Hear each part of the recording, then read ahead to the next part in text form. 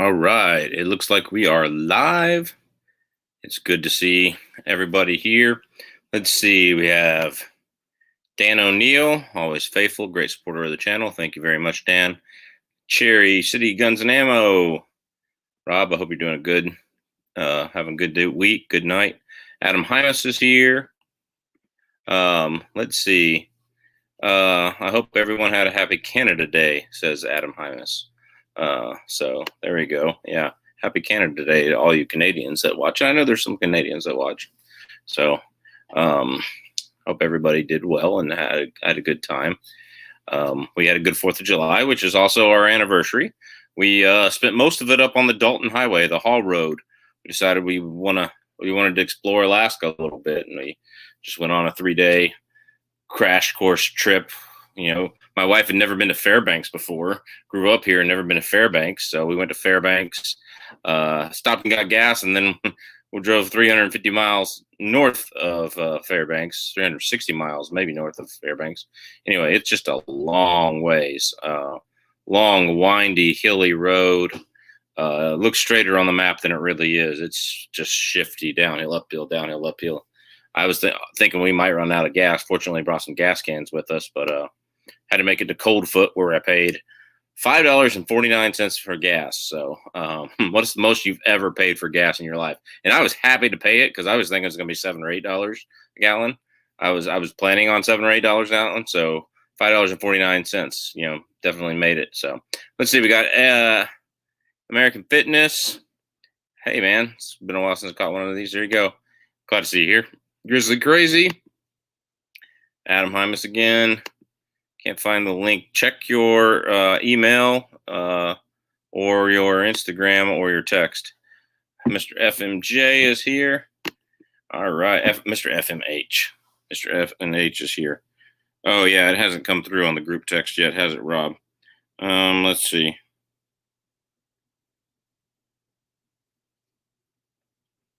There you are. There you go. Went through on a personal text. Anyway, hope everybody's doing well tonight. Let me just get a few questions. So if you haven't done late night gun chat before, make sure that you ask questions. So that's what we're doing. We just take user questions and we ask them. Rob, what is up, man? You look like you're in the quintessential barnyard. That's my workshop. Man, that looks awesome. That's my reloading area over there. Sweet. Yeah, that's a he shed for sure. Yeah. So, and Adam Hymas has put your link in there, so make sure everybody go subscribe to Rob. Put out a great video Monday on the 41 Magnum Henry Golden Boy. Or is it Big Boy? That was last week. This week was the SKS. This week was the SKS. Okay, so I'm totally behind. Sorry. Yeah. So anyway, that 41 Magnum is awesome though. Yeah, I can't wait till you chronograph all sorts of ammo out of that. That'd be fun. Anyway, so we just take user questions. So, oh geez, Adam. I don't think I can read that one out loud, but that's funny. All right, so we just take user questions about guns, ammo, politics, whatever you want to do. So don't forget to hit the thumbs up, and a lot of two-way stuff going on this week. So let's make sure we focus on making our comments and doing the right thing and letting everybody know, hey, you can't do this. So it is what it is. All right. So, any questions in the chat? Yeah, Rob, what have you been reloading lately? Since now you're in the outside of your reloading shop. The inside of my reloading shop gets warm on a regular summer day. In Oregon, we've been having an unprecedented heat wave. We had 3 days over 100 last week, and we've been at at least 90 ever since then. So I haven't been doing any reloading because I'm a big guy and I would die in my reloading area right now. But I need to get on the ball and start doing some stuff. I got a new 6.5 Creedmoor that I'm going to be antelope hunting with in a little bit over a month. Well, Tony hold on, everybody. Stewart. Everybody, you heard Rob say he bought a 6.5 Creedmoor. Yeah. So yeah, instead of a 270, and he's giving me crap about that. This is the second one he's owned too. So I think No. we can call Rob a fanboy. Third one. Fanboy. Oh. Third one. Third one. Oh, Third one. Fanboy. Yeah. I didn't say there's anything wrong with the 6.5 Creedmoor. I just said the 270 is better all around. But this is just going to be for deer and antelope, so yeah, it'll be just fine. And I have tons of 6.5 reloading components, so yeah, me too. It was an easy one. So there we go. I have a 6.5 Smith & Wesson 657 Hunter 41 mag and a Ruger Redhawk 41 mag. Very nice. James Pugh, how's it going? All right. Hey, James. All right. Let's see. Question about Alaska. I'm getting an Army airborne contract, and I'm hoping to get stationed in Fort Richardson. What things are there to do by Anchorage? Also, what type of fish are by town? Right in town, you got a lot of rainbow trout in the lakes. They're heavily fished, though. I can tell you a secret spot when you get up here. There is a salmon stream called Ship Creek in the middle of town that you can fish, and I've caught fish out of that before, as well as Bird Creek. They're better on the silvers. So when the silvers come in late summer, silver salmon. But most people go down to Russian or Seward or go down and dip net and those kinds of things on the Kenai Peninsula. You'll learn that in Alaska, the Kenai Peninsula is Anchorage's playground. Essentially, people go down there and do their things there. So, but that's a good question. Also, things to do in town. I mean, there's a couple of gun ranges, one right on the south end of town and one up in Chugiak. That's a membership. And then there's one over by me that's, public, open to the public, no, everybody force their own rules type thing. Then there's, all sorts of hiking trails. If you're in town and you're good with archery, which you got a picture of a bow there are hunts for archery that you can do, right around town.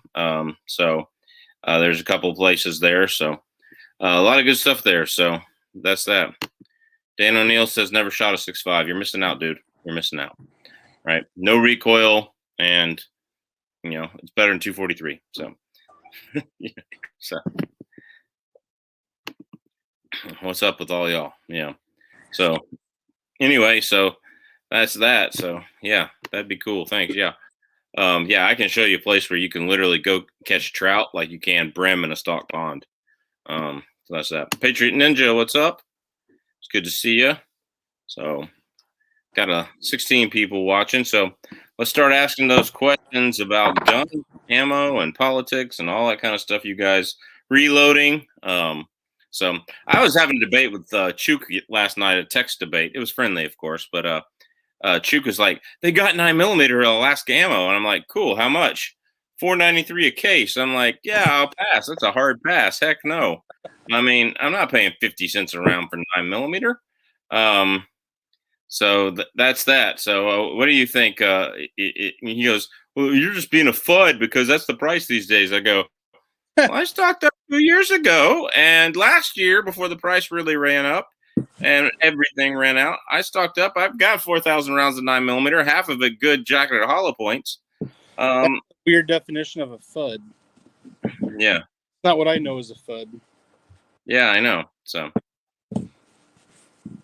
Texas is going constitutional carry on September 1st for 21-year-olds and olders. Yeah. Yeah. So that's that. Dan O'Neill says 450 is the most he's ever paid for gas out west. High test is likely getting close for my SS Camaro. All right. Yeah. So I was talking before you joined, Rob. I had to pay $5.49 a gallon for gas up in Coldfoot, Alaska on the Hall Road. Wow. So 300 miles from anywhere, and it's a town. It's a bunch of trailers that are used for house workers for the road and the oil industry. And there's a gas station, a restaurant, and a state trooper station there, and that's it. So, I mean, there's not a traffic light. I think there's a stop sign as you come in from the side roads from the gas stations and stuff, but that's about it, So, yeah. $200 a case back in the day. Yeah, a year and a half ago, you get 9mm 1,000 rounds for $200. So there's that. 7.62 by 39 is cheaper here than 9mm. There you go. Would you use, okay, here's a good question. Would you use 5.7 by 28mm for deer? If I had a PS90 with the 16-inch barrel and I had a good soft point bullet that I knew would hold together, and I was in an open food plot where I know I could make neck shots out to 50 or 100 yards, and I could put it right there, sure, I would use it. I did to do it just to say I do it. Would I recommend it for people to use? No. So that's that. So what do you think, Rob? Well, placement is king, obviously. And you can do it with a 22 long rifle, not legally, but I mean, you can deer hunt with a 22 long rifle. Doesn't mean it's a good idea, and I definitely wouldn't suggest it. If you have any other options, as far as a better deer hunting caliber, I'd go with that. Absolutely, I definitely wouldn't do it out with the handguns because the handguns just lose so much velocity over what they're supposed to. Like, there's no way I would do it with a handgun. But if you had a PS90, I mean, if it's good enough for the Guauld, yeah, I mean, you can hunt deer with it, but still. So anyway, it'd be legal in Oregon. It's 22 caliber and center fire. Yeah, that's how it was in Georgia. Yep. It'd be legal in Alaska, technically. I would not use it for bear protection. I think Chuk handily proved that, even though the Full Metal Jackets go through a lot of stuff. So Adam says you're giving me 2008 cash price flashbacks. Yeah.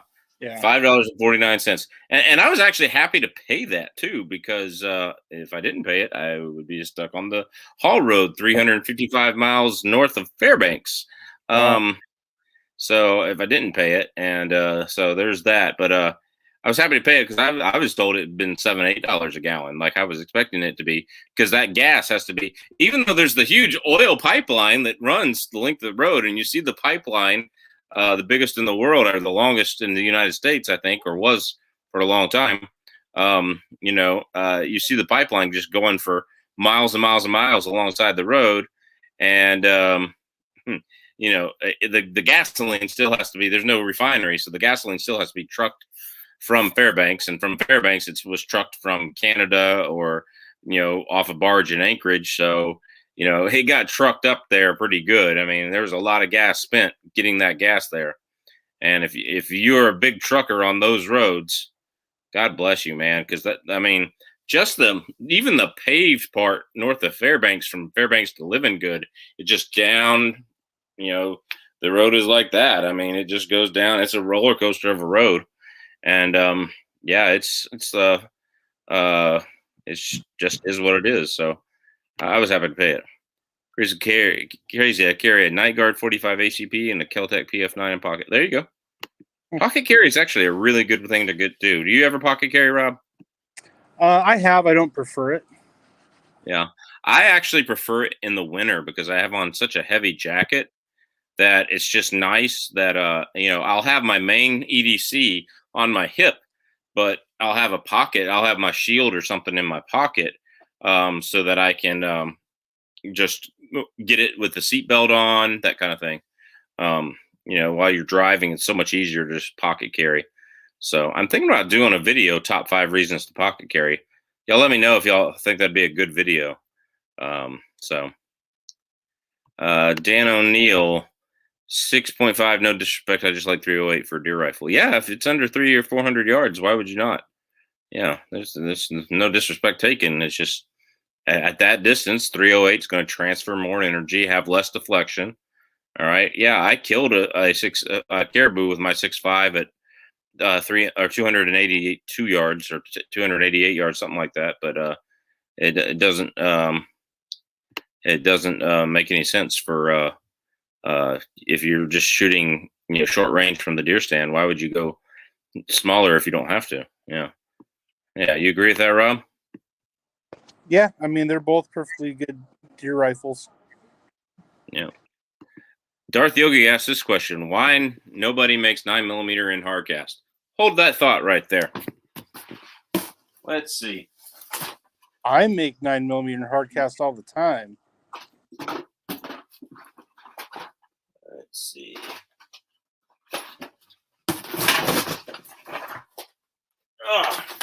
Let's see. That would be, and his next thing says, Underwood should look into that. Well, you're a little late, dude. 147 grain, high-tech coated hard cast, 9mm plus P. They're saying 147 grain at 1,100 feet per second. That's okay. Same thing with buffalo boar. And I've shot this on the channel. It's the very first video on the channel with this clog up a Glock barrel. Okay, very awful video, but yeah. And when I chronographed these out of a Glock 43, they were still getting 1047. So, I mean, out of a little Glock 43, I consider that pretty good. So, I don't know why you haven't seen it before. Darth Yogi, are you in California? Because the Caliban probably bans this. So, that's that. You ever used 9mm hardcast there? You said you were making them all the time. Yeah. I mean, that's the main thing I shoot 9mm because I make it. And there you go. I mean, cast it and load it. There you go. Make your own bullets, cast and load. I'm a cheap shooter. Hey, somebody's had a good video series on making their own primers. So I'm gonna have to look into that. Okay, what barrel length on that? Lots of 9mm hardcast if you reload. There's a couple different kinds if you just buy it. So I probably won't reload hardcast, but for 9mm, but do that. 308 is my choice for deer. Not too much overkill. Yeah, there you go. So I tried signing in my Henry X 4570 with Hornady 325 grain XTB and had the same problem you did, but shooting way high at 25 and 50 yards. Lowered the sight as well as low it is. It still goes high. Yeah, call Henry and they will send you a new set of sights. They did for me. I didn't put them on because Pat sent me a rail, so I got to do what I had to do. But that's that. So yeah, they will send you a new set of sights. If I'm going to pay 50 cents around, I just buy 10mm Underwood hardcast. There you go. I don't blame you there. In the summer, I carry 2 guns. In winter, 3 guns is on me. There you go. Thomas is here. Hello, Chuck, and take care, brother. Hello and goodbye. You have a good night, Thomas. Good to see you.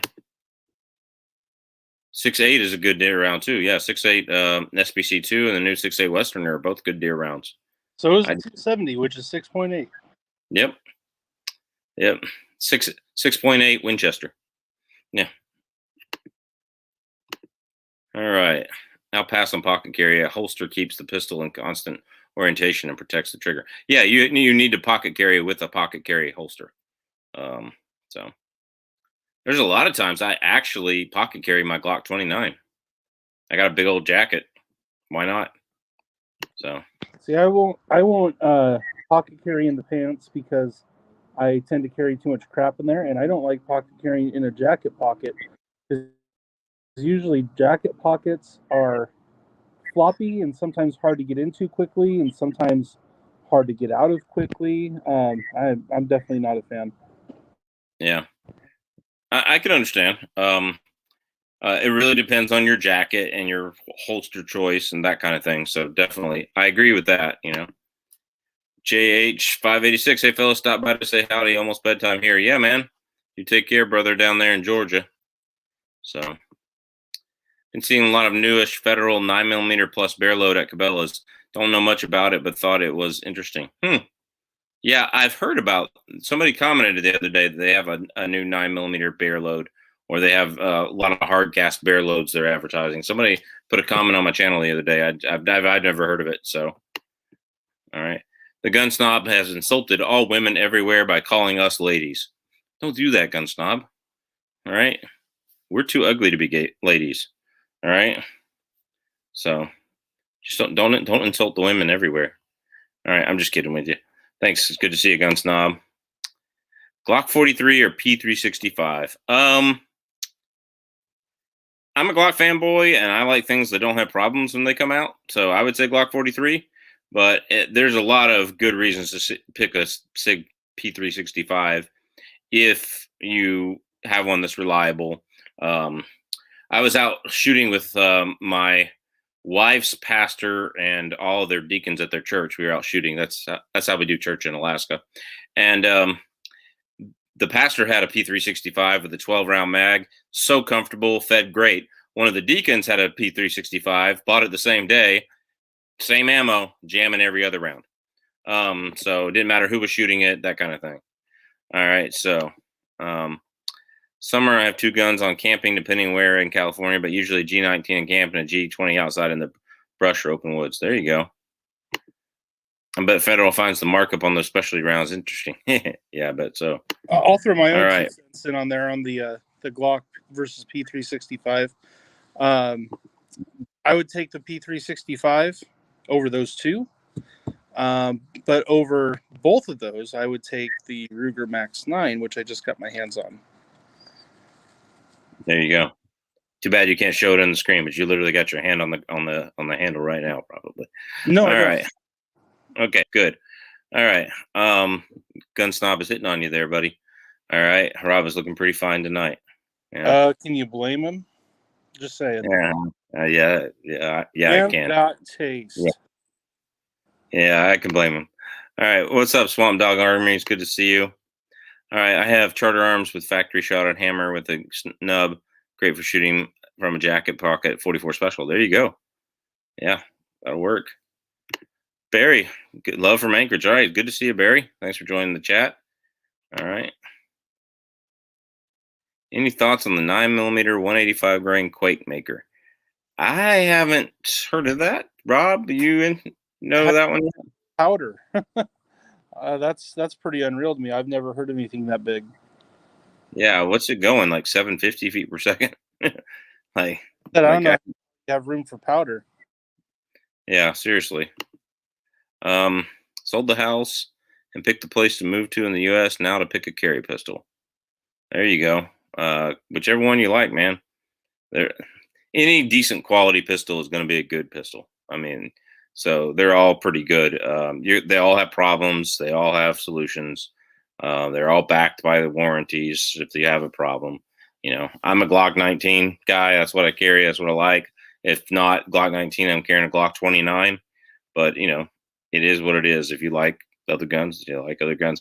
I do carry my Smith & Wesson Shield on quite a bit, especially in the summer when that's all I got, I got fat and need a small pistol to conceal. So it is what it is. So heaviest bullets I see for 9mm 160 grain. I load 155 grain myself quite a bit. Yeah, 155 grain for a subsonic load actually does really well because the heavy bullet gets enough pressure, but it's guaranteed subsonic even in a rifle or a carbine. So, but in your typical 9mm pistol, the twist rate is enough to stabilize something that heavy. Yeah, it should be. Yeah, if it can stabilize 147, usually it'll it'll stabilize the 155. The 160 might be a little bit there. All right. Greetings from Montana. All right, it's good to see you. All right, you have a few boxes for testing. Cool. Unless you live in Alaska, you can't ship them here, though. So, stupid federal rules. Is what it is. But if you can pull the bullets and you have reloading data, you can pull the bullets and shoot those. I can definitely test those. So, all right. SeismicAmmo.com, 185 grain, 9mm, 21 round bonus pack. Okay, cool. So I think I have to delete that comment just because of all the stuff. But anyway, all those mini 9mm like P365, etc. I still take my Glock 19. Don't care about slim or other stuff. It's an all-around gun of late 20th and early 21st. I agree with you. So, cool. I have an article assignment to write on my journey as a new concealed carry person moving from Canada. Sweet, man. That's cool. Yeah. Make sure you hit me up with the article. I'll make sure I'll share it. That's really cool. Right. Yeah. They are claiming 9mm NATO pressures. So basically 9mm plus P, as we call it here. Don't know what powder they are using though. Yeah. Cool. Opinion on the Springfield Hellcat. I won't buy Springfield because of their little crap they did in Illinois to screw over other gun manufacturers. But, as far as the gun is concerned, it's actually a really good gun. Yeah. Chuk has one. I've shot it. My camera guy has one. I've shot it. In fact, it's coming up in next week's video. But it is what it is. So I've got I, on one. They're okay. yeah, I like it. I mean, Yeah.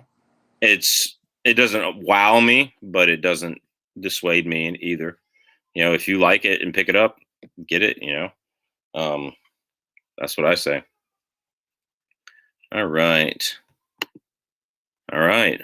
Hello from Minot, North Dakota. How's it going, my friend? Let's see. Skipped ahead here. While only mildly annoying to bears, how about the Ruger LCP Max and 380 ACP? You know, Fort Scott Munitions has a video of them shooting a bear with a 380 ACP. Now, that was for hunting, though. That was for hunting, not defending yourself against a bear. So I wouldn't do that. Personally, I've never owned a 380, and I don't plan on ever owning a 380. I did just because my ex-wife couldn't conceal the smaller 9mm at the time. That was 10 years ago. It was before the 365 and the 43 and all that came out. So do that. So I'm looking for double single action pistols for inside the waistband. If you prefer a double single action, look at a SIG 229. Too bad they don't make the 239 anymore. If you can find a 239, that's fine. That'd be great too. It's a single stack version. I have a 40 Smith & Wesson 239 on the channel. I had a 9mm that I let my ex-wife keep. I don't know why, because the gun was more faithful than her. But anyway, is what it is. Sorry, I just had to get my bitterness jokes in there, guys. It's all good now. All right. What do you think? What's a good double single action pistol for inside the waistband? You got the smaller CZs too. So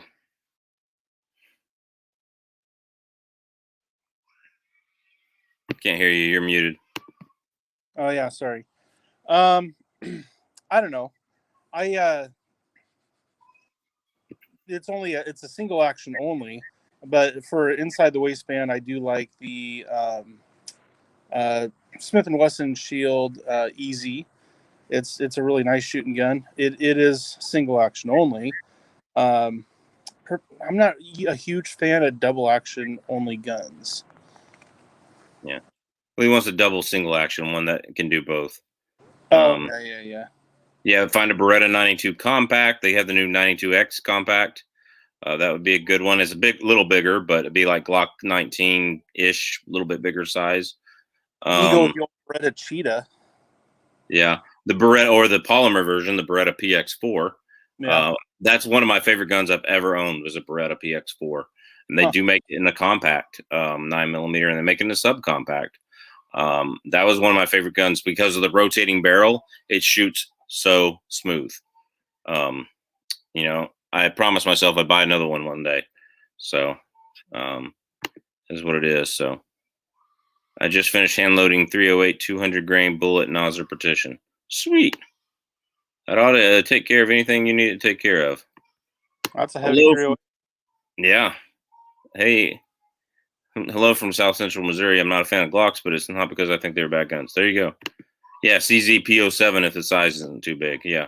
And they have the little Rammy too, the little CZ Rammy. I saw one of those a few months ago. So, all right.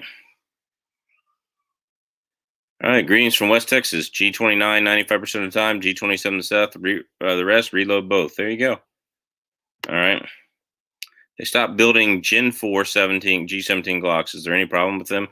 You can still get new Gen 3 Glocks. Well, in California, it's because California has banned anything over Gen 3 Glocks, so they're still making new Gen 3 Glocks, but they're not making any more Gen 4s. There's no problems with the Gen 4s. People didn't like them as much with the finger grooves and stuff like that. So, but the Gen 5s are nice. I love my Gen 5 34. It works great. So, all right. Magic City, Minot. I'll catch the replay. Got to run, but I want to pop in a minute when y'all was talking about 9mm barrels. It was awesome meeting you at the IV88 range day. Yeah, you too, brother. Yeah, it was good to see you. All right. Take care. Remember to hit the thumbs up. I owned a Scorpion and 380 ACP. Yeah, I owned the Ruger LCP with internal laser. Tim Allen, WP, yeah. Due to all the ATF stuff with redefining the frames, I purchased a P80 in the G19 size and want to end up with a 940 and 356. Good. CZ Rammy, baby. Never tried one before, but I'm a CZ fanboy. There you go, Mr. Big Kid. Fantastic firearms. Yeah, CZ makes great firearms. I only own one CZ, and it's a 22 rifle, but it's a great firearm. That one stays boxed in the safe. I mean, I shot one video to review it. Stays boxed in the closet in the safe, or in the safe, for when my little buddy grows big enough to shoot it. So, any opinion on Springfield 1911A1? Any input? My friend, she wants one, so we're gonna get it for her as president. And no Colt is legal in California. President. Yeah, I had one a long time ago. Sold it soon after I moved to Alaska before I started the channel. It was a great gun. It only liked Wilson Combat magazines. Those are the only things that would run really reliable for it. So, but like all 1911s, it's magazine picky, little ammo picky here and there.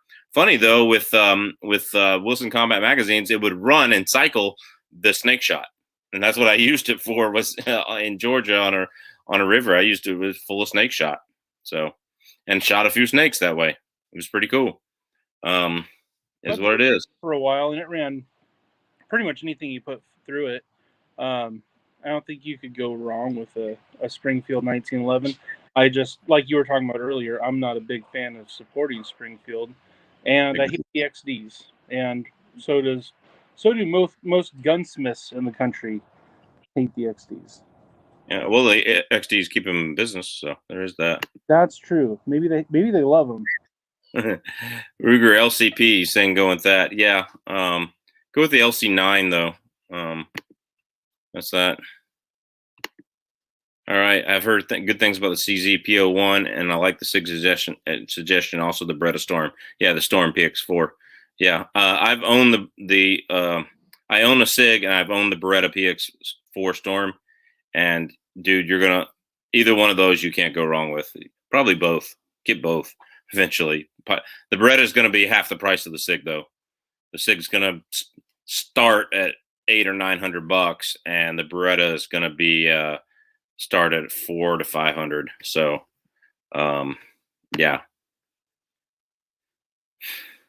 cool. Watching a ship in the Bahamas night. There you go. I tell you, when we took our cruise, that was the funnest vacation I've ever had. So. Dude, yep, SIG P229. I've had a 22 LR and had a SIG fit a 9mm slide, very accurate. It's never jammed. 9mm 22 LR slide has some rare jams. One was a split case. Yeah, that's probably just because it's 22. But yeah. Nathan Manley, good to see you, man. Haven't seen you in a while. It's good to see you. You can get a rifle to fit the Storm mags. Yeah. Yeah, you have to buy it special, but you can get the CX4 Storm. All right. Hey, Hunter Kirk, good evening from North Idaho. Good to see you. All right, the sub PX4 is a tilt barrel. Mine hates 115 grain, but loves 124 grain. Okay, so get the sub compact. I would recommend getting the compact, not the sub compact. So it's going to be like Glock 19 size, but it is what it is. I didn't know the sub was a tilt barrel. You definitely want the one with the rotating barrel because they shoot so freaking smooth. And, even the full size, even full size guns, you can conceal full size guns with the right clothing and holster. So, like, don't eliminate it because it's full size. If it's what you like with a double single action, then do that. So, good evening from South Dakota. For Gen 17 and 20, and like them, there you go. With the 80% stuff, if the AT asks you if you bought one, they already know you did. Either say yes or decline to answer. Yeah, that's a good point. Yeah. Or you can take a lesson from Hillary and say, I do not recall. Mm-hmm. That's true. CZ Penton C, CZ 1911A1, CZ Scorpio Evo, CZ PO1 Shadow. I need more. You need more. Yeah. I think you are a CZ fanboy like I am a Glock fanboy, my friend. So. All right. Anyone see SIG drop the productions of their guns from Germany plant? Yeah, that was a long time ago. We saw that. Well, yeah, because they couldn't sell most of the guns they were making there. They're having Yeah. to basically ship everything out, so might as well make them somewhere else too, not have to ship them as far. Yep. So for 1911, would you go Kimber or Springfield in the same price range? I probably would go Springfield. Yeah. Just because Kimbers have a lot of issues out of the box. But Thank you. honestly, I'd probably go I've had 91. no problems with mine. But it is what it is. Yeah. Is the PX4 a small grip? I have a fat hand. It's not bad, and they do have a little thing you can tap out and put a smaller back strap in. It's not bad. So, what I like about the PX4 is before the Shield EZ came out, it was the most easy to operate for most women and people with weak arms. I would take them in the gun shop and when I was working Cabela's and stuff and say they couldn't work half of them, and then I would show them the PX4 and they would end up buying the PX4 because it was even though it was not a carry gun for a home defense gun or even a carry gun sometimes. The reason is because it's so smooth with that tilt barrel, and it's got a huge magazine release for them to push up on it to lock it back when there's no magazine in it. And I would show them how to do it and get them to do it, and is what it is. So the PX4 is so smooth that to me, now that the Shield EZ is out, it's the PX4 is the number 2 gun for like women to actually do it. And so if women could do it, could grip it properly and shoot it, I'm sure your hands could probably fit it and do it and do it. I loved my PX4. That's one gun I regret getting rid of. So Rob, what do you think? You have any familiar with the PX4? I've never shot one. I have no familiarity with them. I've seen them, but yeah, I've never shot one. But I like what you said about the EZ9. They are very easy to shoot. They're very easy for everybody, and I actually really enjoy shooting it. I don't need any of those easy features, but man, it's nice to shoot, and the trigger's phenomenal.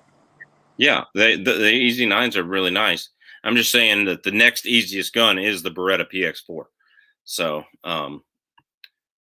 so that and the EZ9 is quite a bit easier than the Beretta PX4, but that's that. Saying new recall, I'd say I plead the Fifth Amendment. All right, dude, I conceal my P229 all the time in an OWB holster, but I'm also 6 foot tall and just under 300 pounds. Also, my full size 19 and 11 fits flawlessly under a 2X Realtree fishing shirt. There you go. Big dudes can get away with a lot when it comes to Yeah, we can. I've seen too many people express confidence in shooting the double action, single action trigger, but not be any good at shooting it. Yeah, there's a lot of people like even myself. Like when I have a double single action gun and I only own one right now that's a semi-automatic. I draw it and I'm hoping that first shot goes on target, and then I shoot after that. So is what it is. I would look into the Colt M1911 A1 Marine Force Reconnaissance. Uses it is apparently very reliable and looks good. Also, they're very hard to find and costly. There you go. Most YouTube reviewers just shoot a double single action like a single action only during review. Yeah, there's that. Anybody tried the SIG P320 X8G alloy frame? Nope, I can't say that I have. I don't have a P320. I've got a P320C, but it's. I have a P320C, but it's not the alloy frame. Right, gotcha. My 10mm Kimber mags are fine. The pistol needed a tune-up when new. Now it works great. There you go. Mine's worked. My 10mm, my long slide target has worked flawlessly right out of the box.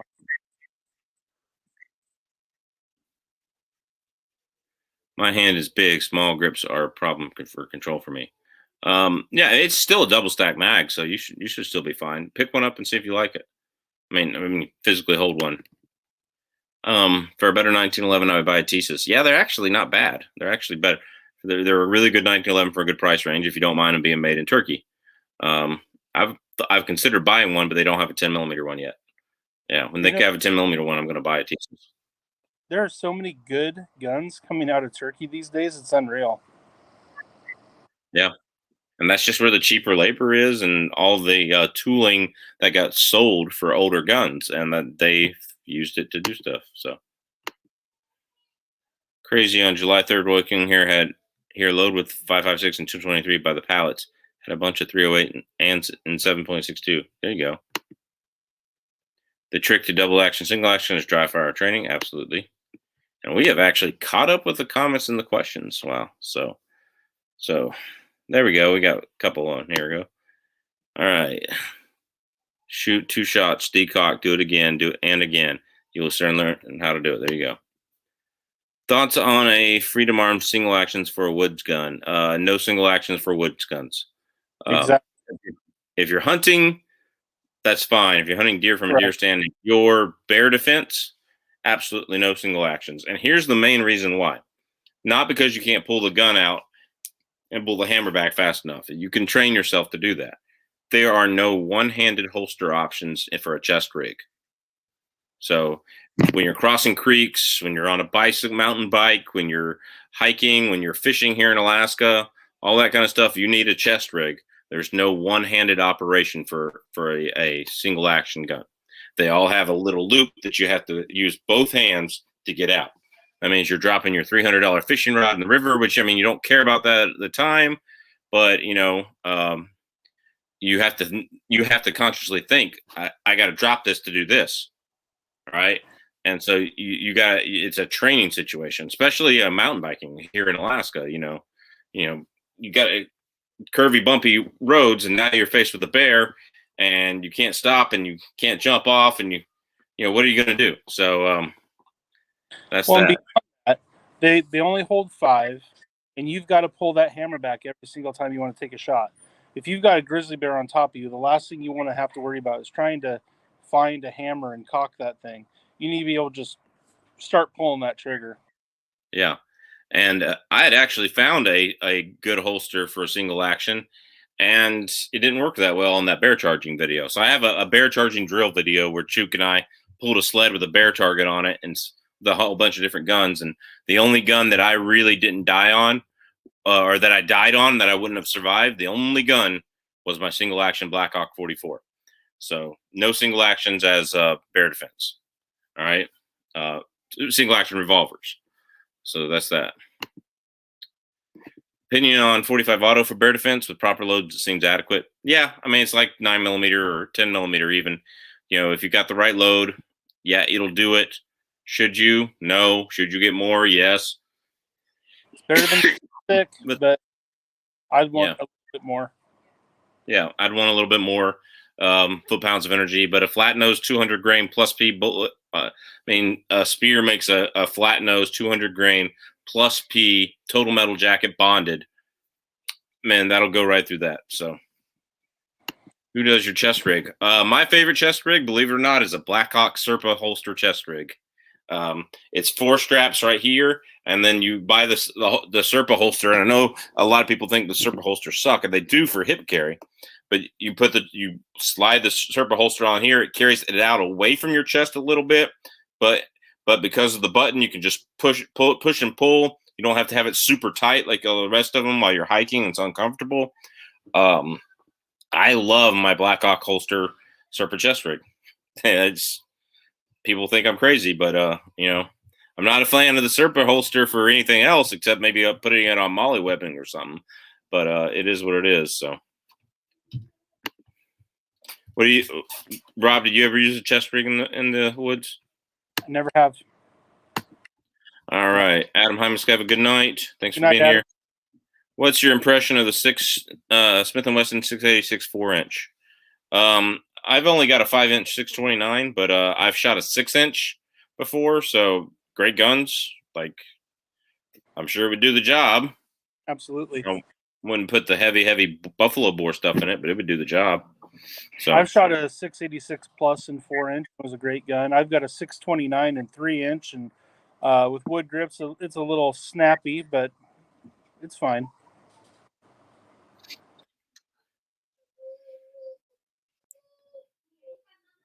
75 style guns for woods, if best, especially if if in tent Glocks don't have safety and CC double action. I wish Glock should figure double action. Um, yeah, I carry a Glock inside my tent when I'm sleeping all the time. My wife had hers, I had mine. One of my tents has little places to put things in the corners, and I leave those blank and just drop my Glock down in there, not without the holster, so that I can get it if I need to in a hurry. Um, so is what it is. I use The pockets biggest, for guns too. yeah. We were camping this weekend, and I did have my 686 with there. It was a different tent, didn't have the same things, so we had all our guns in holsters. Um, we had to hide them in the corner and under the cot and stuff like that for the little 1-year-old. But we weren't going to be in a tent in Alaska without a gun, especially when we just cooked outside. So there's that. Yep, no single action in bear country. There you go. What are your top 5 10mm handguns? Oh, that's a good one. Let me do this backwards. Number 1 is easy. It's the Glock Model 40. Number 2 would be a CZ75 custom shop. They'll make or 97. They'll make it in a long slide, or the Tankfolio EAA witness type thing in a long slide for 10mm. That would be number 2. Number 3 would be the Kimber Target that Rob owns, simply because some Kimbers have issues. Rob's does not, thank God, but some Kimbers have issues. Some do, absolutely. I won't argue that a bit. I've been lucky that mine's been fine. Yeah, and Kimber only sends them with 1 magazine. That's so damn cheap of them. Yeah, that pissed me off. And extra for $40 a piece. Yeah, all guns should come with 3 magazines. Period. If they don't, I don't like buying it. Minimum. Yeah. If you disagree with that gun company, you're an idiot. So, sorry. And for no other reason, so that you can carry a spare, and then have a backup that stays unloaded so that you don't wear out springs. All right. And I don't care what anybody says about modern springs, they will eventually wear out. I've worn out Glock springs before. Especially if they get wet and you get a little rust on them, that spring is gone. And that happens in 10mm when I go out fishing sometimes. I'll weigh in on my 5 top 10mm, but you're not going to like it. Well, all right, go ahead. What's your top 5? Bren 10, number 1. Oh, that's a good one, actually. Yeah. Number 2, Colt Delta Elite. Yeah, that's a good one. Number 3, Kimber Target long slide, like I have. Number 4, EAA Tanfoglio Hunter. Mm-hmm. And number 5, the Glock. Whether it's 20 or 40, I don't really care. Yeah. I would say my number 4 would be the SIG P220. In 10mm, the Legion or the Hunter, it doesn't really matter. They're A, so expensive for what they are, and B, they are freaking heavy. But they're really, really good. And then number 5 would probably be like the Colt Delta Elite. The Bren 10's good. Or that new FK Burno that has the 10mm barrel. It's actually a very good gun too. And they've actually fixed the extractor headspace issue where you can shoot 40 out of the same thing. Officer Greg was telling me about that. So did you see that bow and 40 bear defense article? No, I did not. Send it to me on Instagram. Love 680. I just don't own one. I would rather Spearlum Total Mech Jacket 357 SIG than 45 auto in the woods. Yes, absolutely. Totally agree with that. What do you think, Rob? You agree with that? Honestly, I'm not a 357 SIG fan, quite honestly. Yeah. I like it because the bullet going faster, smaller is going to give you better penetration, generally speaking. So, yeah. I have no desire to ever own one of those. I do, but not the 45 410, quite honestly. Yeah. Yeah, and I've done a video with the 357 SIG with extreme penetrators before, so it'll definitely do the job. The grips on your Ruger look real good. Are they stock? My Ruger or Rob's Ruger? My grips are just Hogue rubber grips. I don't remember if they're stock or not. I bought the gun used. So, you have a Ruger that you've put grips on, Rob? Looks like you're frozen, Rob.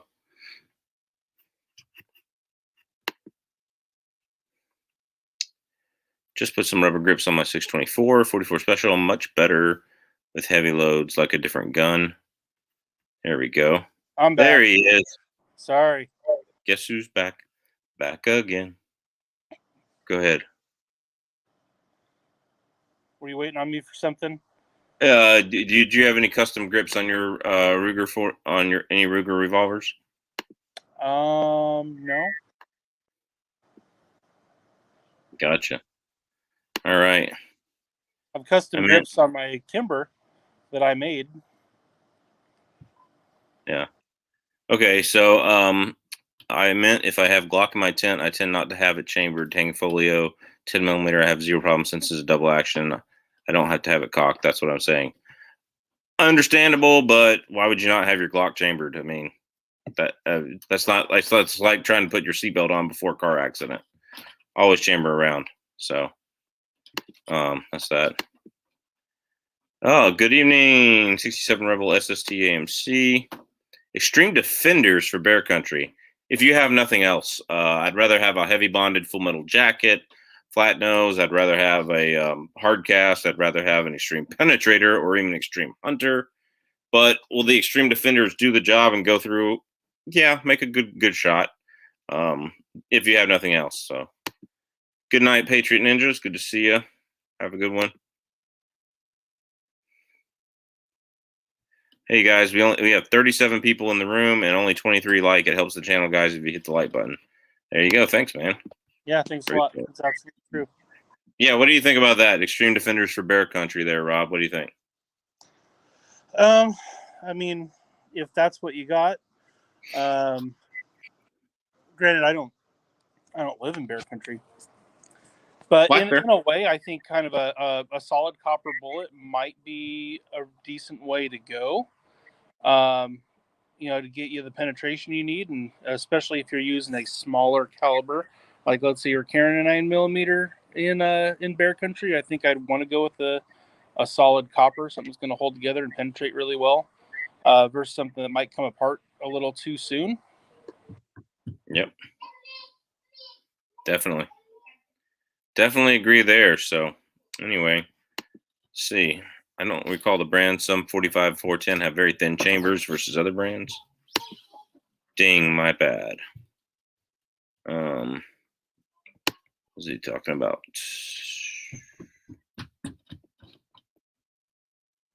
Oh, he asked last single action for Bear Country, the Freedom Arms. So I think he's got it. Yeah. Yeah. So my apologies. Where's Rob from? Is what his his channel? His channel is Cherry City Guns and Ammo. There's a link up in the description somewhere, or up in the chat somewhere. And he's from Oregon, so make sure you go subscribe to him. He's got really cool videos. Yeah. Well, that's why you put it in a safe place, Darth Yogi. I don't want my Glock chambered for a lack of safety. My dumbass would probably roll over the thing and it would go off in the middle of the night. Now, I tell you this thing, when I go hunting by myself, yeah, keep it in the holster. When I go hunting by myself, I keep my Glock pointed in one direction and my 7mm Magnum on the bipod in the tent where they got a 2-man tent. And so I set it next to me in the tent going in the other direction. So that's that, is what it is. So, yep. Thumbs up. Yep. All right. Personally, I only trust Full Metal Jacket for bear medicine. I don't. There's a story of a 45 ACP that I think it was Dad Tactical or some Tactical Dad channel or something, where guy was shooting 45 ACP, just cheap bulk 230 grain Full Metal Jackets, and they were too thin and unbonded, and they would not penetrate and kill an elk, which is a thick animal. So it really depends on the Full Metal Jacket round. It needs to be flat nosed so that it's not pushing stuff out of the way while it's boring through. It's cutting stuff, and it needs to be fully bonded. And so that's why a lot of people would rather have hard cast or would rather have, extreme penetrators or something like that. So that's I that. definitely like the idea of something monolithic, whether it be hard cast or solid copper, because you don't have to worry about that, thin jacket or components coming apart from each other. Absolutely. Now there are good Full Metal Jackets out there that'll do the job, but sure, I would just say solid copper is never going to come apart. You never have that worry. It's never going to deform, causing it to slow down or compromise the penetration. Yep, agreed. Do you have a video comparing 45 Colt plus P versus 10 millimeter? No, I do not. I've had some 44 mag versus 10 millimeters and a 41 mag versus 10 millimeter. 45 Colt plus P is much more equal to a 44 Magnum. In fact, some of them will actually exceed 44 Magnum. So I would definitely say, look at a 44 Magnum versus 10 millimeter. It's exact same thing. I got 2 or 3 videos doing that. So I would say that, or a 41 Magnum, even my 41 Magnum versus 10 millimeters. So I would say doing that. I'm moving not far from you, Rob. Oh, where are you moving? Cool. Can't go wrong with hard cast. For 10 millimeter, would you recommend any of the long slide models, or is Glock still an outstanding choice for carrying and hunting? I recommend the Glock 40 is my favorite 10 millimeter, and it is a long slide. I prefer 6-inch and 10 millimeter. That's how you get the most out of 10 millimeters, to have a 6-inch barrel. Rob has the Target Kimber Target with a 6-inch barrel. The Tangfolio Hunter has a 6-inch barrel, if I'm not mistaken. I think the Sig P220 is a 5-inch barrel, but or 5 and a quarter. So the shorter barrel in 10 millimeter, the shorter the barrel, like a Glock 20 loses about 50 to 75 feet per second off of box velocities. Usually, depends on the box, the day, the lot number, all that kind of stuff off of advertisement velocities, whereas the Glock 29 will lose about 110 to 120 feet per second off the box velocity. Maybe, just depends on the day, depends on the ammo, all that kind of stuff. That being said, the Glock 29 generally will still outperform a 40 Smith & Wesson of the same length barrel. So I love my Glock 29. I carry it all the time, so it is what it is. So, well, boys, I don't know how you sleep with your guns. Mine is under my pillow, no holsters. All I have to do is wake up in distress and figure out. All I have to do is wake up in distress and figure out a holster. That would be a shit show. Yeah, well, I understand. If you're sleeping in a tent in bear country, you should have a rifle propped up facing the other direction. You should have a rifle next to you facing the other direction. Let's just be honest. That's that. In bear country, would 5.56 NATO be sufficient as a secondary, or 6.5 Grendel or 6 millimeter arm be better as a backup for AR-15 platform?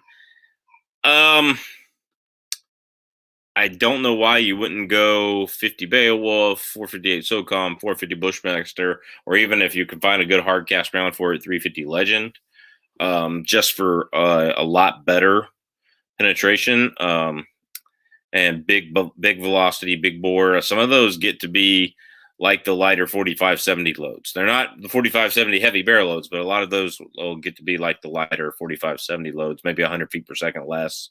150 feet per second less, something like that, than a lighter 45 Smith 4570 loads. Would 5.56 do it? Yeah, I would carry M855 ball so that you have a penetrator round. It would do the job. Would the other ones be better if you can find a good penetrating round for them? Yeah, sure. So is what it is. So that's that. So what? SS 109, 62 grain with a steel core. Yep. M855 ball. Exactly. Idaho is where he's moving. There you go. You must like freedom. Yeah. Yep, more barrel, more velocity. Absolutely. Don't move to Oregon. Yeah. Block 40 MOS is one of my favorites. G40 is on my wish list. There you go. 6.5 Grendel is awesome round and AR-15 platform. A lot of bear hunting video out there with hunters dropping bears. Yeah, it'll do the job. The 6.5 Grendel is kind of taken over as the premier hunting round for the AR-15 platform. Make it a World War II pillbox instead of a tent. Yeah, there you go. So that's that. Well, we've gone an hour. That's that. 12 gauge slug for tent defense. Actually, absolutely. Yeah, sure. When you're carrying slugs in the out hiking, though, make sure they're completely waterproofed. Whenever I'm out in bear country, I keep my shotgun ready to go. All I need to do is put one in the chamber near my sleeping bag. Yeah. Put one in the chamber before you go to sleep. That's that. What is the blanket behind you? It's some Cabela's thing I got. It's got deer and deer tracks and Native American things. It's to hide the window up there, all the sunlight coming in, and to hide the shiny aluminum or insulation that's covered with aluminum foil on the back of it in my basement here. So that's kind of what it is. I'm in the basement so the baby doesn't make too much noise upstairs. So that's what's going on. I need to figure out something a little bit better background. But my basement's a mess right now. Like I've got ammo cans open everywhere and, reloading stuff everywhere. So it is what it is. So I figure I'm ugly enough. Nobody's going to care what my background is. Yeah, that's true. Yeah, probably me too. So odor is good. So glad the biggest wild animal that could possibly attack you over here is fox, and it just needs to get shot at. Thanks for great chat and info. Thanks, man, for always watching. I appreciate it. Let's see. Okay, cool. Intent 12 gauge double eye buck, no slugs with the bear coming through the front door. Oh no, for bear there is no double eye buck. Always slugs. Always slugs. You need the penetration. Double eye buck spreads out and doesn't penetrate as deep. Would it probably matter at point blank range? Probably not. But yeah, in a 10, it's not going to spread. Yeah, but it will actually spread out in the body. Like it'll all hit right here and then spread out, and could miss a vital part of the brain that knocks out the motion. The same thing is true. Like there's a story of duck hunters in 20 Mile River, which is south of Anchorage. And they got charged, and they were shooting off their duck rounds at the bear, and they were shooting duck rounds at 10 feet at this bear, and it was hitting him. It took them 12 shots to put him down, and they were hitting in the face. And they were shooting heavy BB loads and heavy number 4s, and even the bismuths. And they were using heavier than lead stuff, not the steel that's lighter than lead. So I mean, any type of ball is going to spread out as soon as it hits. Is it going to spread out going through the air? Absolutely not. It's like a slug when it hits, but it's like birdshot when it actually gets a little bit of penetration, starts spreading. So they basically had to tear up its nose until boom, boom, boom, boom, boom, keep hitting there until something penetrated the brain. So there's a good article on that too. So that's why I say no double eye buck. Would double eye buck be better than heavy bismuth's number 3 or number 2 birdshot? Yeah, absolutely it would. But are slugs even that much more? Yeah, they absolutely are. But they're not waterproof, and buckshot and birdshot tends to be waterproof. So there's that. For 270, is there any reloading setups that you would recommend? What is best choice for medium to large game? Barnes TTSX or LRX? I would recommend the LRX. Somewhere I've got a box of bullets right next to me here. These are the Federal Terminal Ascents. They do good. They got a little blue tip. They're bonded and they do really well. I've got a video on those in 7mm Magnum. I haven't loaded them yet in 270. So yeah, but anything TTSX, these are 7mm 08, but a nice TTSX will work. So it is what it is. How about 140 grain Nosler AccuBond? Absolutely, as long as you're not taking too long of shots where it slows down and doesn't open up. Those things Then you don't should shot open up. the AccuBond long range. Yeah, yeah, the Acubon long range. I've tested some Acubon long range. I haven't had a good load for it yet, but it's definitely a good load. Like I hadn't found the right powder combo and stuff for it yet. In fact, I haven't found anything for my TK yet except for the factory Barnes LRX, and that's the only thing that shot under an inch consistently is the factory Barnes LRX factory load. So when I see LRX available um, for hand loading, I'm going to jump all over it because that's that. So guns are stupid. Well, let's talk about that for a second. All right. So let's say that I can't have guns. That means only the government can have guns, and they will suppress your rights. It happens in history all the time. And if you haven't read that, you're stupid. So that is what it is. I'm sorry, but you need to quit being completely ignorant. If you are Shine Aqua Illusion, you are completely ignorant of history, and you need to not vote in an American election, please. Thank you. You know, All it's right, so still saying those who do not know history are doomed to repeat it. absolutely block that loser user. So is what it is. So is there any tips for setting up an AR in 458 SOCOM? Make sure that your upper receiver does not have M4 feed ramps. That's a big thing. Um, that big old wide bullet can't go up M4 feed ramps. So that's the only thing I got. Bitromex stuff. Yeah, Bitromex barrel and stuff for it. So is what it is.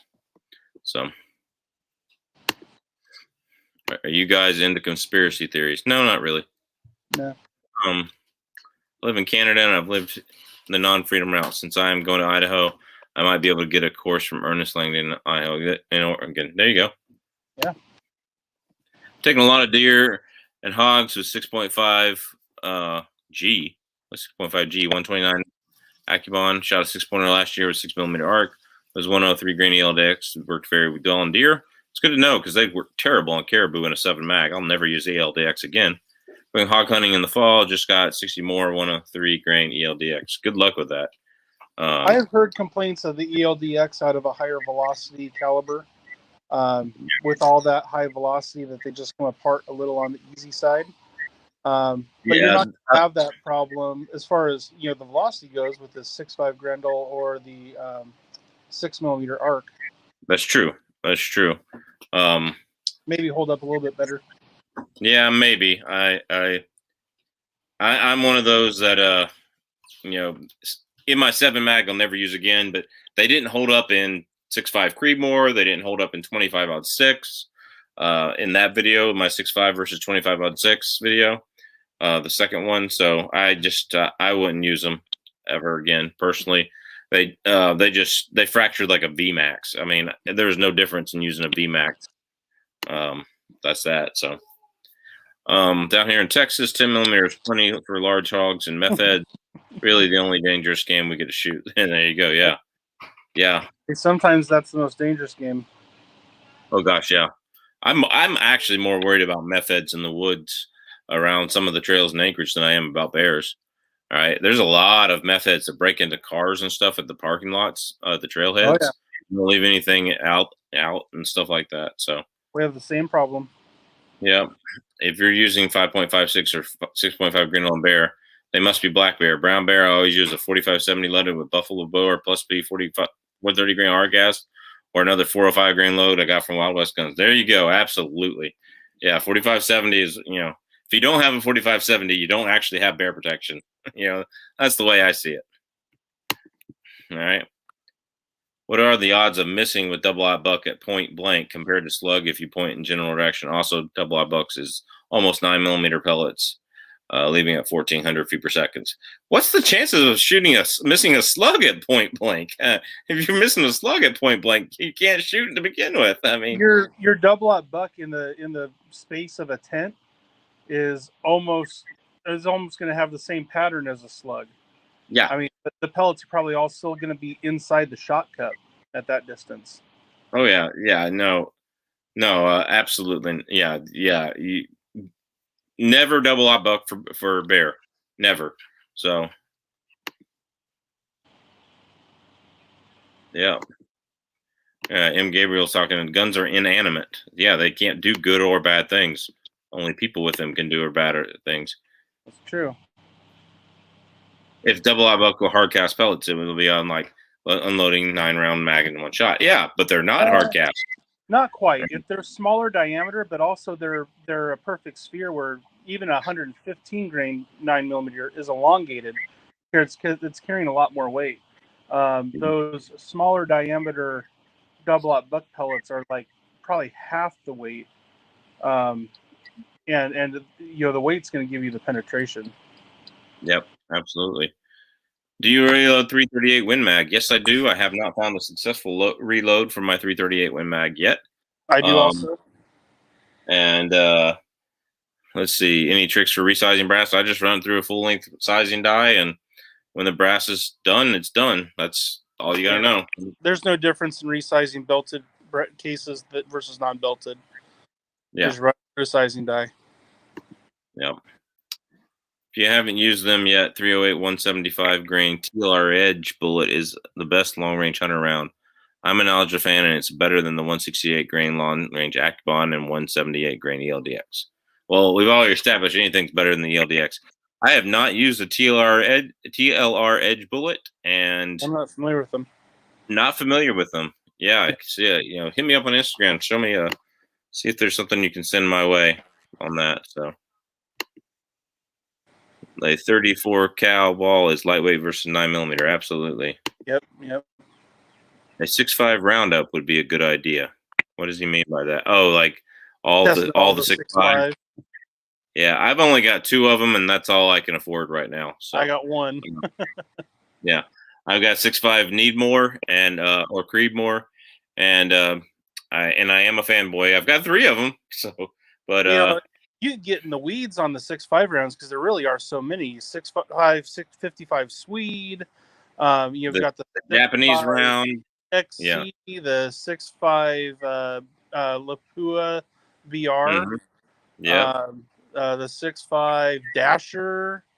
6.5 by 47. I mean, 264 Winchester Magnum. Yeah. 6.5 6.5 6.5 by 300 Weatherby. Or 300 Weatherby. I mean, yeah. Dude, there's so many. Yeah, that'd be hard. I bet Grizzly Crazy has them all, though. He's here in the chat. I bet he has them all. It'd be pretty easy 100 years ago. It'd just be a 6.5 by 55. Yeah. Yeah. Which the Creedmoor does better in factory loads, but worse in hand loads. So, I'm not a fan of ELDX either. It's just all they make in factory ammo right now. I much prefer 6mm 100 grain partition. There you go. Partition's a good hunting bullet. Yeah, the partition is a great hunting bullet, especially out to 500 yards. How about Spear Grand Slams for staying together? Never tried them. Never tried them either. I need to try them. So if you send me a box, I'll hand load them. Hit me, Hunter. Hit me up on Instagram. I'll tell you where to send a box, or if you want me to do that. So, what's the best handgun money can buy? How much money? That's the question. How much money? For an average guy who's going to the gun store with $600, probably a CZ or a Glock or a SIG in that category, or a Beretta. They're all good. They're all good. If you're going to the store with $300, well, they're pretty much all bad. But Taurus and Taurus and all that, and the crap guns they produce. Quit being so freaking elitist. There are some damn decent guns out there for $300 in 2021. In 2000, in 1990, and 1980, there were not. In 2021, there are some good, decent, dependable guns for $300. Yeah, from the 329, 350 range, you can get a Beretta APX, which is a pretty darn decent gun. But 300 and under, you can find some of the Ruger LCPs, and the Security 9s are actually decent guns. So G3 is a great little gun, and I got mine for $269 brand new. Cool. And there's several videos online that they won't feed hollow points. So that's a Taurus for you. You can find bad stuff on every gun. Stop it. True. That's true. Ridiculous. Yeah, I've just seen so many issues with Taurus. I will never own one. They are absolute pieces of shit. Don't get one. So, yeah, Hate- I'm a hater. Like you hate on 6.5. I don't hate on 6.5. I just know it's not magic. No, it's not. I hate the people that say stupid crap like, at 1,000 yards, it actually has more knockdown power than a 300 Win Mag. Bullshit. Bullshit. Not even close. Yeah, definitely. And that is what pisses me off. You know what it is that I don't like? It's not that I don't like the Creedmoor. It's that I don't like a large majority of the Creedmoor fans. It's the same way I feel about the Oregon Ducks.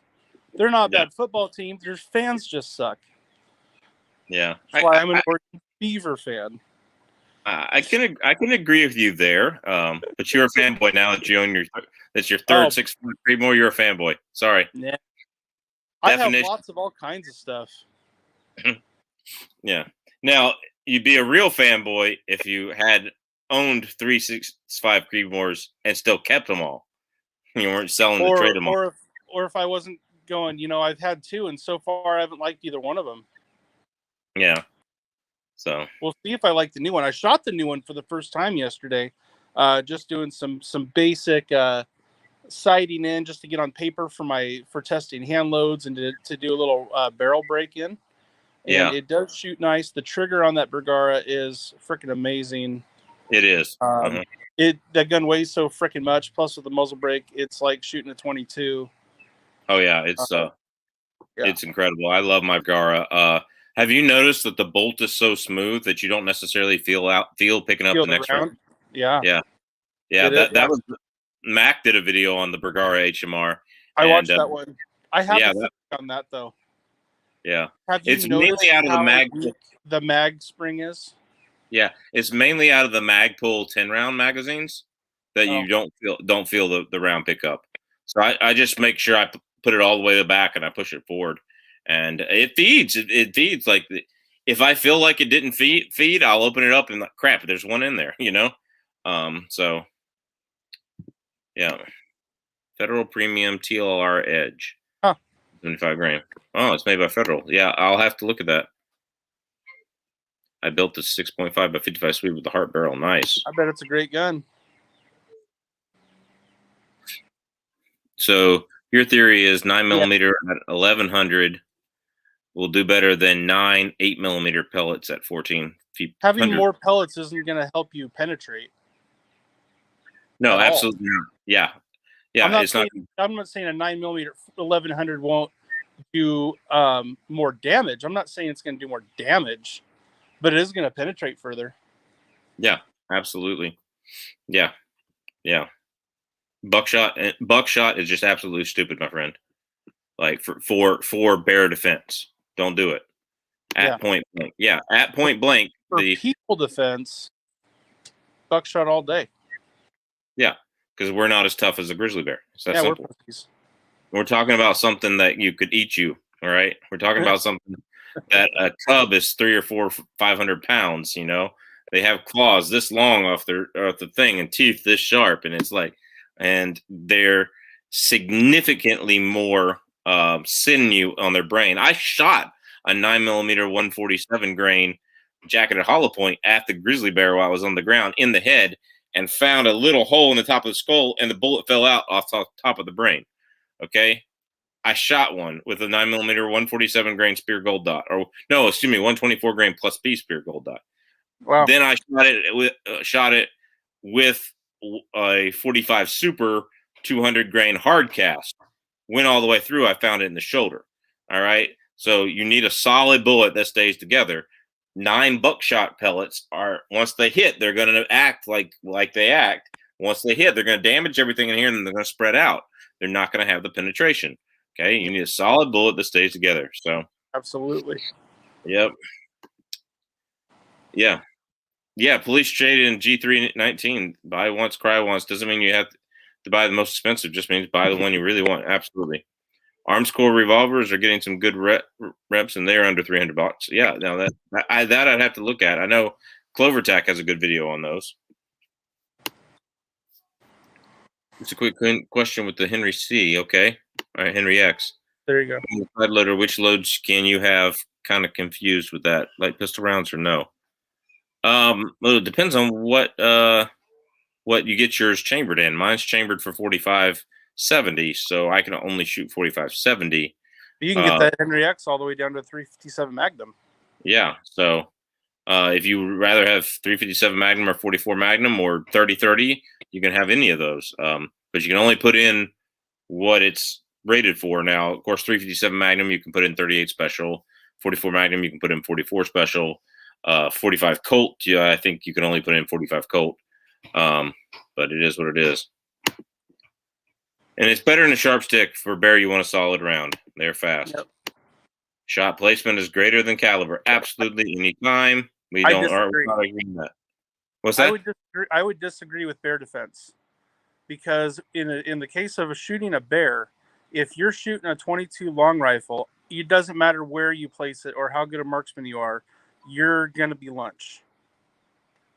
Well, not necessarily. There are people that have done it before. But that being said, they got really, really lucky. For shooting bear, absolutely the bigger is better, but you still have to have shot placement. Yeah. The two go together.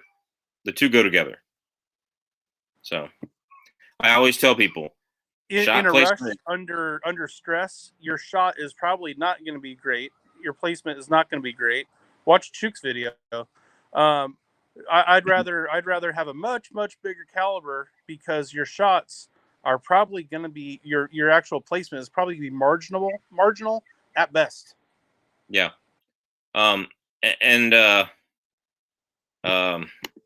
Yeah. I always say 90% of it is shot placement, 9% of it is bullet construction, and 1% of it is power. That's what I say. I don't know. Maybe you would. How would you rearrange those percentages? That's just. I mean, I don't know. I don't know if I get into the weeds on what the actual percentages are, but I have to take in consideration, if you're actually using it for defense against a bear, what are your chances of having good shot placement? Absolutely. Yeah. Greatly diminished. Mm-hmm. Yep. So you want something bigger that will do more damage. Yep. Yeah. All right, Darth Yogi. It's good to see you. Have a good night, man. Thanks for the little debate. Later. Yep. Good night. All right. Good night, Dan O'Neill. When it comes to 308 versus 65 Creedmoor, I always say if your primary goal is hunting and possibly shooting long range, then 308 is better. If you're going for long range as a primary and hunting secondary, go 65 Creedmoor. Yeah, absolutely. I don't disagree with that. I've killed deer with a 308 and that I shot at 1,000 yards, primarily a hunting gun. So, you think Henry X will come in all weather? If they do, I hope it's Cerakoted. But that's a completely different model. The all weather and the X are two separate models. Yeah, I'm thinking he wants an X, but in stainless. But the all weather is not even stainless. No, the all weather has a silver coating that kind of looks stainless, but it's still mild steel. Yeah, I'd definitely rather go Cerakote it. I'd rather just buy Henry X and Cerakote it whatever color I like. Yeah, thanks for helping with my question, dude. Out here in the cold, and my fingers are cold. Old Harbor, which is located on Kodiak, by the way. Original gun was the Taurus Raging Judge. All right, good. I'm glad you upgraded from the Taurus. Thoughts on bear spray? Have it in your hand if you're going to use it, and ready to have it to give you enough time to draw your weapon. That's my thoughts on bear spray. A charging bear will charge right through bear spray and only be mildly affected by it. A bear that's a nuisance around you will actually, it will actually be bothered by bear spray. But I knew a group of ladies at my school that went hiking. They sprayed a black bear several times, and it took a while for that thing to go away. All right. I fired a warning shot against a black bear that was starting to trot at me, and it went away immediately. So, it was far enough away I could take a warning shot. So that's that. So I would say that.